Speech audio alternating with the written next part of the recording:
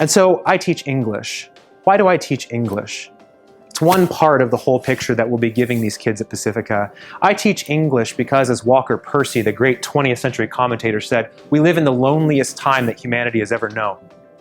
For all of the contrivances we have to connect us and to help us communicate, social media, cell phones, cell phone watches in this new advent, we're still desperately lonely.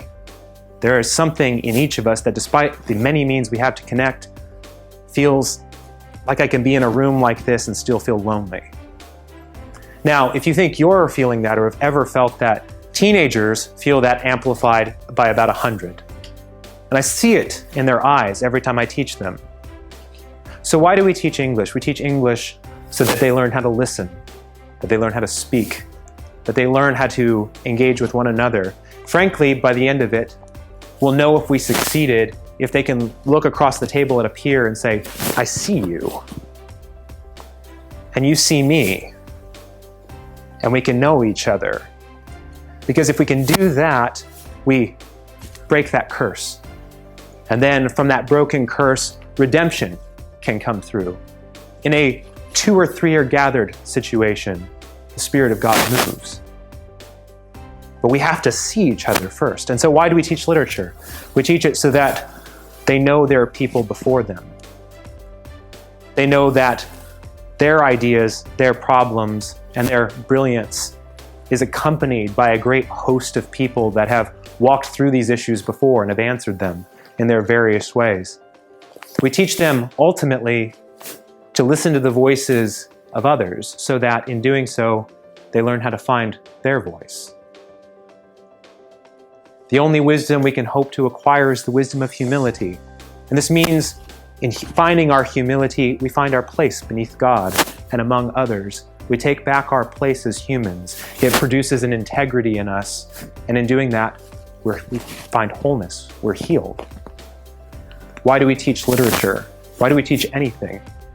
It's to give us a glimpse of what we're capable of and to call people into the adventure of it, bringing us back to this grand vision that God brought forth when He brought forth humanity into the world and called it very good.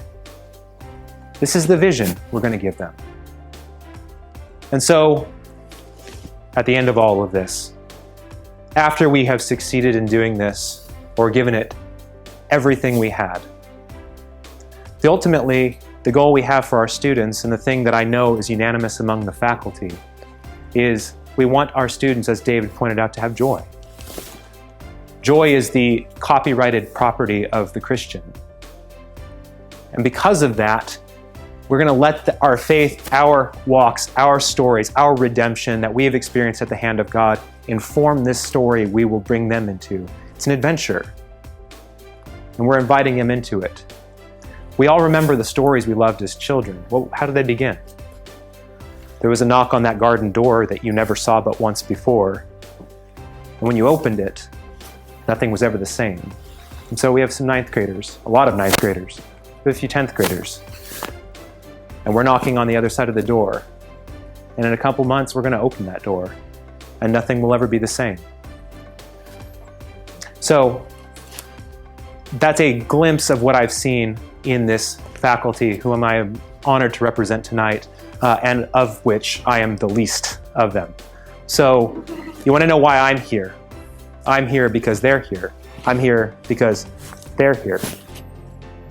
And there's nowhere else I'd rather be. So thank you. If you have any questions, come talk to me. It's a pleasure.